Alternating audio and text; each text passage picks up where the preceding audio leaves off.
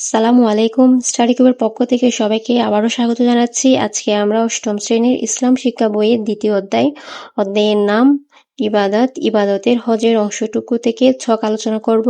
আর এটা হচ্ছে মূল বইয়ের ৬২ পৃষ্ঠা। তাহলে চলো আমরা মূল বইয়ের ৬২ পৃষ্ঠায় চলে যাই। দেখো ৬২ পৃষ্ঠার উপরে একটা ছক আছে, এটা হচ্ছে প্রতিফলন, ডায়েরি লেখন, বাড়ির কাজ। যেসব কার্যক্রমের মাধ্যমে হজের ফরজ, ওয়াজিব, সুন্নত আদায় করা হয়, তোমরা শিক্ষকের নির্দেশনা মোতাবেক নিচের ছকটি পূরণ করো। তো এখানে আমরা দুইটা কলম দেখতে পাচ্ছি, একটা হচ্ছে হজের নিয়ম, একটা হচ্ছে কার্যাবলী। তোমরা এগুলো পূরণ করার পূর্বে অবশ্যই তোমরা রিডিং পড়াগুলো পড়ে নিবে। তো দেখো ১ নম্বরে ফরজের মধ্যে কি আছে? ইহরাম বাঁধা, আরাফাতের ময়দানে অবস্থান করা, তাওয়াফের জিয়ারত করা।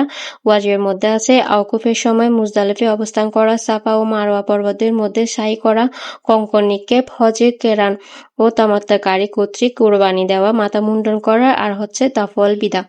এরপরে চলো আমরা ৩ নম্বর সুন্নতের মধ্যে চলে যাই। দেখো কি কি সুন্নত আছে।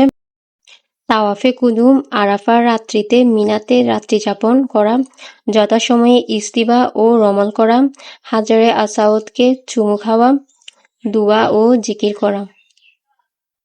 আশা করছি তোমাদের কাছে ছকটা ক্লিয়ার হয়েছে। এতক্ষণ সাথে থাকার জন্য সবাইকে ধন্যবাদ। সবাইকে পরবর্তী ক্লাস দেখার আমন্ত্রণ রইল। আসসালামু আলাইকুম।